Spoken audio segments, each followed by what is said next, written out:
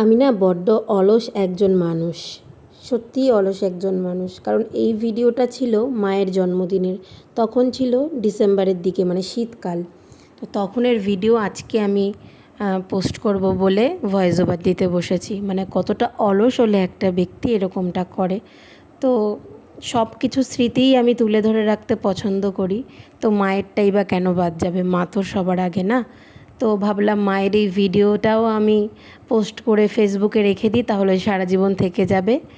আর আমিও পরে দেখব, ভাববো কেমন ছিল মা, আমি কেমন ছিলাম। যদিও মা সবসময় আমার কাছে সুন্দর, সবার মাই সুন্দর, তো আমার মাও আমার কাছে সব সময় সুন্দর। তো এখানে আমি মায়ের জন্য কেক রেডি করছি।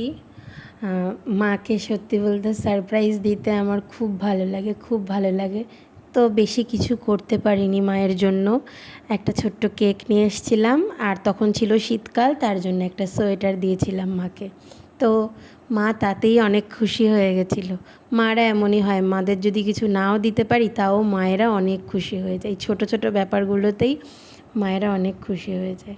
ঠিক আছে, চলো এই ভিডিওটা, কেক কাটিংয়ের ভিডিওটা, তারপরে মা কি কতটা ঠিক খুশি হয়েছিল সেগুলো পরের ভিডিওতে আসছে। তো চলো, টাটা।